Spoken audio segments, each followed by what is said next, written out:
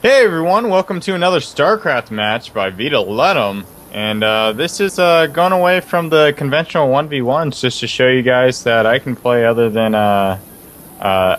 just Terran race. This is actually a Protoss versus Protoss. And actually I'm playing against one of my friends. This is a high-level 2v2 match, and we kind of got randomly paired against each other. And so we start, so playing against each other, this was kind of awkward. We kind of know each other's play styles, so it's going to be kind of interesting to see how our metagame goes throughout this game, just to see if we actually do any build orders to counter each other. I don't really think we do. We just kind of go with the standard stuff. But going ahead and putting down that 9 pylon, I do see that some people go up to 10, but it gets you supply blocked. You can't have constant pro production that way, at least with putting down the 9 pylon. That pylon does finish, and you can always have pros continuously going through production. But this game was a lot of fun. I mean, it definitely wasn't as technical. And I think in 1v1s, it's a lot different. Like, what is all in 1v1s, or what's standard play in 1v1s isn't necessarily true with 2v2s. Like, I feel like the 4-gate is kind of more the standard, or like the 3-gate robo, or any of the 1-base style play isn't really an all-in 2v2s. You can kind of macro out of it simply because your opponent can kind of keep going with the unit production. You can kind of stop the cycle or two, especially when you get an advantage and go ahead and expand. So it's kind of nice to do. So I just scouted around, kind of just was seeing what they're doing, making sure that they weren't doing any proxies, so on and so forth, because and they were also random players, so I wanted to see what races they were. They did end up being both Team Protoss, and they scouted us out too. So no forges going down, no pseudo all-ins, which I guess in 2v2s, I guess two gates and cannon rushing would be definitely all in. But 4 gates, I wouldn't consider all in. I mean, yes, it's all in a 1v1 atmosphere, but in a 2v2 atmosphere, you're kind of forced to make those additional units and just to stay alive. So I'm going to put down that standard Cybercore. My Protoss style is a little more greedy, at least. I don't put down like a really greedy Nexus. I mean, that's something very rarely I do. But I do like to pump out a couple extra probes than you traditionally would. Normally you would stop around an aggressive 4-gate at least. Normally you stop around 20 probes. For me, I like to squeeze out the extra 2 probes in the beginning, where I'll put down the 13-gate, and then I'll chrono boost a second time and use whatever chrono boost left on the gateway. So yeah, it does come out just a second later, but I would rather play defensively with my 4-gate, even if I'm only taking 1 gas, because I want to have a little extra zealots, a little extra buffer, because typically Protoss players are going to go heavy stalker, and as long as my opponent gets that robo out, and not my opponent, my ally, gets that robo out and pumps out a couple of immortals, we should be pretty fine. So here I go down. I'm about to throw down the additional gateways, and I do see that my ally did put down that robotics facility, and I'm just moving forward with my stalker now. I'm gonna put that stalker on a hotkey right now, so I can check back and forth, chrono boosting my gateway technology right now.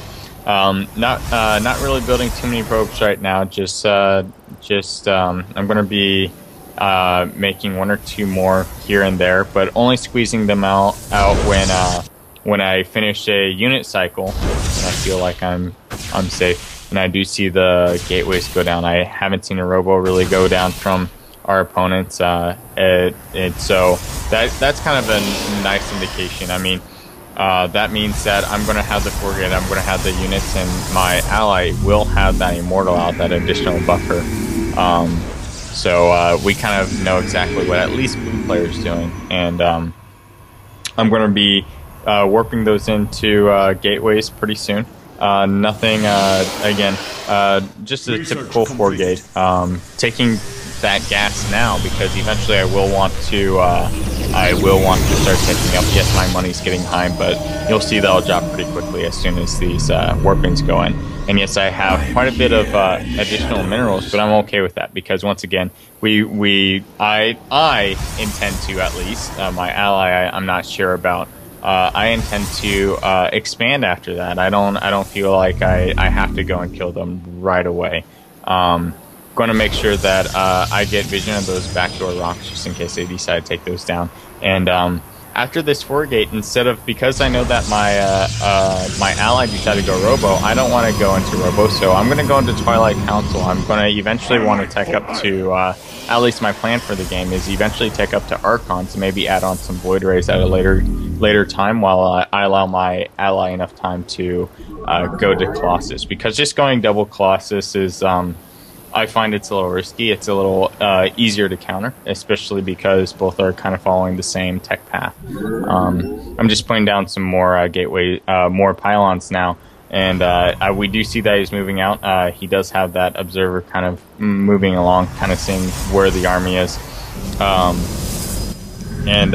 So now I'm trying to work things in. At this time, I'm at this point where I decided to put down sentries instead of working in stalkers because I want to make sure that they can't kite my zealots. I want to get a little more zealots out, and I also wanted to get the Guardian Shield on time to kind of reduce any of that damage that will be coming up. So I do see that they're kind of slowly pushing forward. Teal, my ally, does move that Immortal up forward, just kind of getting ready for that engagement. Moving back to my base, just pumping out a couple more probes at the moment. I do have enough money to make that. I do chrono boost kind of prematurely on my Twilight Council because but I did start my blinking, immediately canceled it because I wanted to get another round of units through.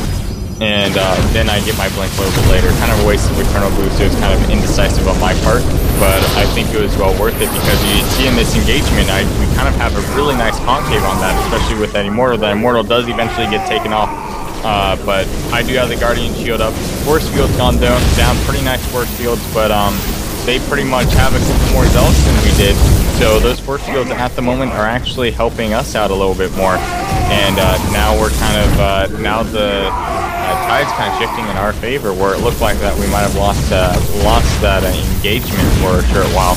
But I really think it all came down to the fact that they were paying attention to their army a little too much, and they weren't warping in at their proximity pylons. So because of that, my blink is gonna keep on going forward. I'm going to be warping in more stalkers, and we're going to be pushing forward. At this time, this is about the time that you want to start focusing on single stalkers and taking off single stalkers. Reason being for that is because, well, if you have the stalker advantage, then you can kite any zealots that get warped in. So, yep, just picking off single stalkers at this point, just kind of moving forward. We do have the advantage. He is moving back. That Immortal doesn't want to get that Immortal picked off. He is able to save it. Huge save right there. That's something that really can make or break a game. I am kind of low on stalkers at the moment, but because of my additional warp ins, I'm completely fine. We are picking off that pylon, which is really nice, and it's really, this is one thing that I'm kind of torn between making forward pylons, is that if you do lose your engagement, if you have too many forward pylons, like if they're kind of littered all the way to the front of the base, it can be kind of scary sometimes because if too many get taken off, that's a huge investment that you've just lost of supply, where if you get back up to that supply, you'll have to remake those pylons, and that's just a small advantage that your opponent can have, in which we were able to gain because of that. So now we're going to be pressuring again. My blink is done, so that makes it really easy for us to, while he has Robotech, I have Blink Tech, my units are going to be really cost effective, and I'm going to be going out with this pressure to go ahead and expand. Moving forward now with my stalkers, I am going to be slightly ahead of my ally, which is fine with me because I can just blink away if I feel scared. So I am going to be poking up. I'm going to blink back single stalker at a time, and I see that he has a lot of units, so I'm going to try and back out a little bit. And he starts moving back, and I see that sentry's out in the open, and I am able to poke it off. So he does lose that stalker, and we're kind of pushing up to their main. And see that they have a lot of units at the moment. I'm going to be finally working in that Nexus, and so does my ally. So if we're able to do a significant amount of damage, we're going to be well ahead of our opponent. However, if they're able to wipe this army right now, I'd take an aggressive blink forward. I think it was a little early for me to do a blink forward, but we do start taking out a lot of their economy. So even if they do take it out at this point, we definitely have the clear advantage. Moving forward now with some more stalkers, just making sure that I go back and work those in. Still blinking, still making sure that I keep some of my stalkers alive. And yeah, my teal ally was able to keep his units alive a little bit safer than mine.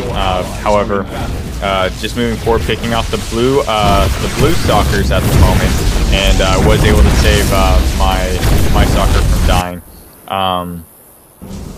And that immortal will be picked off as well. We're bringing in more units once again. It's just in this game, I mean, it looks like it's pretty hectic, especially Protoss versus Protoss. I mean, it brings that PvP to a whole new level. It's something completely different. I traditionally don't like PvP, but I'm actually a pretty big fan of PP versus PP. And anyways, it was a pretty fast game, pretty fun game overall. Hope you guys enjoyed it. Watch some more videos at the Next Gen Network. Watch some more Starcraft videos. I'm your host, VitaLetum, your commentator. Please take a look at some more of the videos. And good game, good luck, have fun for any of your future endeavors in Starcraft. And yeah, I'll see you guys next time. Bye.